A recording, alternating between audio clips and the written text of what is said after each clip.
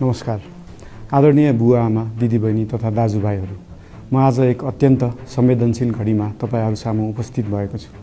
केही दिन अघि सुनसरीको देवानगञ्ज, सिराहा लगायतका स्थानमा भएको दुःखद घटना र त्यसपछि केही जिल्लाहरूमा उत्पन्न अशान्त वातावरणलाई लिएर नेपाल सरकार पूर्ण रूपमा गम्भीर र संवेदनशील छ।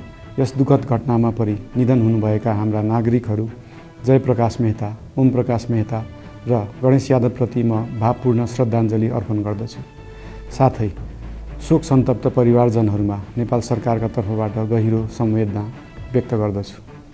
घटनामा परि घाइते हुनुभएका सम्पूर्ण नागरिकहरूको शीघ्र स्वास्थ्य लाभको कामना गर्दछु। घाइतेहरूको उपचारमा कुनै पनि प्रकारको कमी वा ढिलाइ हुन नदिन सम्बन्धित स्वास्थ्य निकायहरूलाई स्पष्ट निर्देशन दिइसकिएको छ।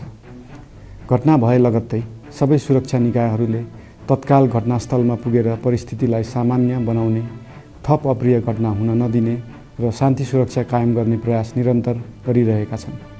घटनाको निष्पक्ष छानबिन गरी दोषीलाई कडा कानुनी कारबाही गर्न गृह मन्त्रालयले छानबिन समिति गठन गरिसकेको छ। म सबैमा विश्वास दिलाउन चाहन्छु कि यो छानबिन पूर्ण रूपमा निष्पक्ष र पारदर्शी हुनेछ। घटनामा संलग्न दोषी जो कोही भए पनि कानुनी दायरामा ल्याउन सरकार प्रतिबद्ध छ। अवस्था थप नबिग्रियोस्, कुनै पनि नागरिकको जनधनको क्षति हुन नपाओस् र स्थानीय स्तरमा विश्वासको वातावरण बनोस् भन्नका लागि नेपाल सरकार निरन्तर क्रियाशील छ। परिस्थिति सामान्यीकरण गर्न केन्द्र स्तरमा सर्वदलीय बैठक आह्वान गरी गहन छलफल गरिएको छ।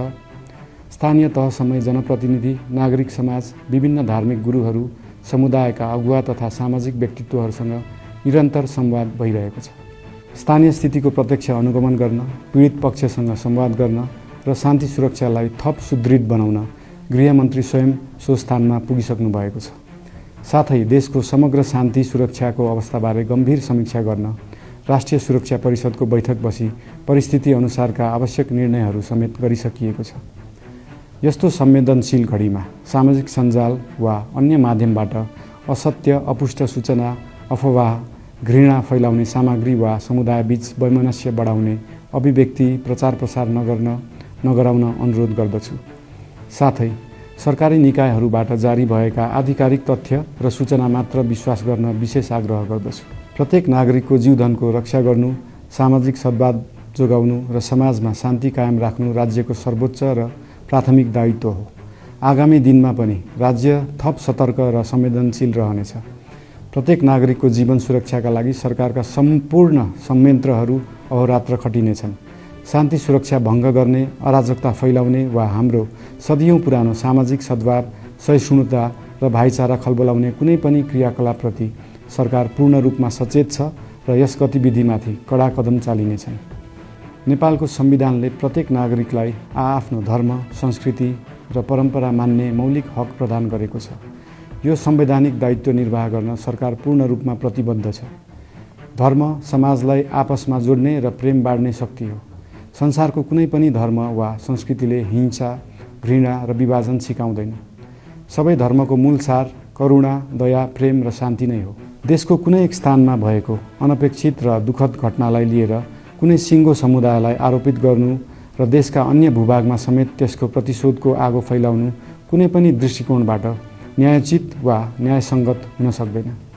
आदरणीय बुवा आमा, दिदीबहिनी तथा दाजुभाइहरू, हाम्रो इतिहास साक्षी छ कठिनभन्दा कठिन र अप्ठ्यारो परिस्थितिमा पनि आपसी एकता, सहिष्णुता र विवेक नै हाम्रो सबैभन्दा ठुलो शक्ति बनेका छन्।